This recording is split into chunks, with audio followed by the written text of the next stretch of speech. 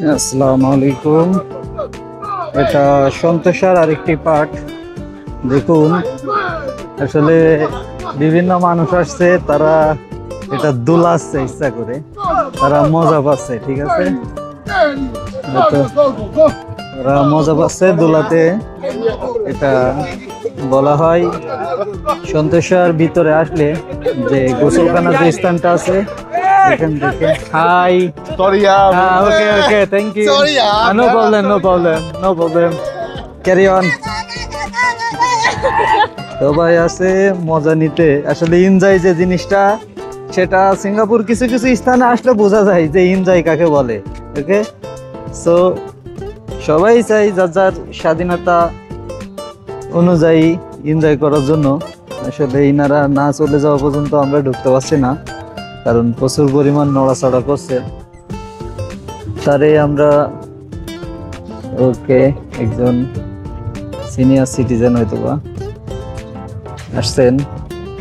বললাম না এগোলে আসলে যাওয়া হবে না, বোঝা যাচ্ছে। আমার সামনে কিছু লোক যাচ্ছে, তারাও ভিডিও করায় ব্যস্ত আছে। যাই হোক, তারা না আসলে আমরাও যেতে পারবো না, বুঝতে পারছে হয়তোবা। আমাদের বাংলাদেশি একটি ভাই আছে হয়তোবা।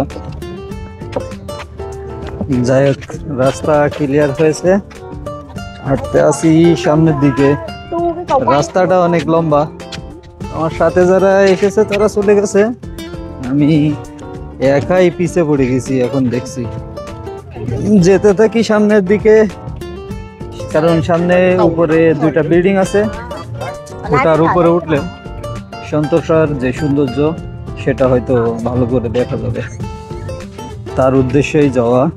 এখন দেখা যাক সামনে যে বাস্তবে কি দেখা যায়। অনেকেই মাছ ধরছে, মনে হচ্ছে যে মাছ ধরছে।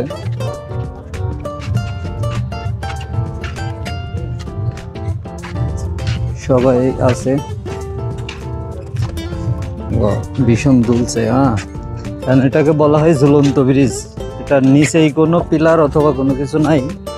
এটা আপনি এই যে মোটা মোটা শিকলি দেখা যাচ্ছে, চেনসিলিং, এটা দিয়ে বাঁধা। এখানে প্রচুর পরিমাণ পর্যটক আসে সব সময়, কারণ এটা সিঙ্গাপুরের একটি সুনামধন্য জায়গা। সো এ জায়গায় প্রচুর পরিমাণ টুরিস্ট আসে, বিভিন্ন দেশ থেকে ভ্রমণ করতে আসে যারা, ম্যাক্সিমাম এই জায়গায় আসে। এবং বন্ধের দিন আমাদের বাংলাদেশি ভাইরাও ঘুরতে আসেন, এবং অন্যান্য যে দেশের প্রবাসীরা সিঙ্গাপুরে বসবাস করে তারা সবাই আসে। জায়গাটায় এসে পৌঁছালাম, এখন বিল্ডিংয়ের উপরে উঠতে হবে। সবই সমুদ্রের নিকটবর্তী স্থানে, কারণ যেখানে যাবেন আপনি পাশে সমুদ্রটাই মেন ভিউ আর কি, অ্যাট্রাকশন এলো সমুদ্র। তো এখানে দুটো বিল্ডিং, কিন্তু একটা আরেকটার সাথে কানেকশন আছে মাঝখান দিয়ে। উপরে উঠি। হ্যালো, আইয়া আমার সাথে যে আসছে যারা, তারা ক্লান্ত হয়ে গেছে, বসে পড়েছে সাগর পারে। Hello, let's go outside. ওই এই আপা জায়গা নন্দী, নন্দী জায়গা তা বলে। আমি ভিডিও করছি। তাহলে হাসান ভাই কি হয়েছে, যাবেন না? হাসান ভাইয়ের সাথে পরিচয় করে দিই, পাবনায় বাসা, আমার খুব একজন কাছের বন্ধু।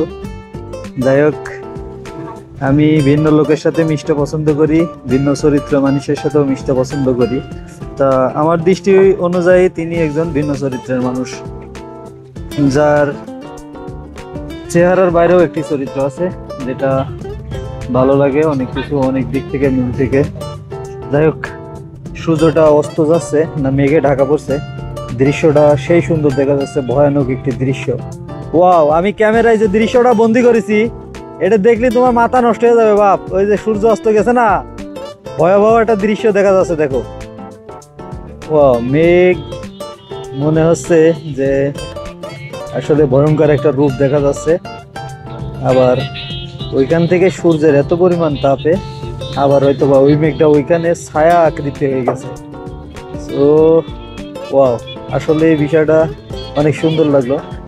সিঙ্গাপুরে ভিন্ন ভিন্ন কিছু দেখা যায় ভিন্ন সময়ে আকাশের দিকে লক্ষ্য করলে। কিছুদিন আগে সূর্য যখন গ্রহ না কি যেন একটা বলে সেটা লাগছিল, লাগার পরে ওই ভিডিওটা প্রচুর পরিমাণ ভাইরাল হয়েছিল সিঙ্গাপুরে। ওয়াও, আসলে এখন জোয়ার আসার সময় আপনাদের দেখায়। ওয়াও, সেই এই উপরে বসে রয়েছে তাই পানি এসে এদের লাগছে। মেম্বার আসলে আছে, একটু আগে যে ভিডিওটা দিছি মেম্বারের পার সমস্যা, আসলে পার এটা এখনো পর্যন্ত মেম্বারে ঠিক হয়নি।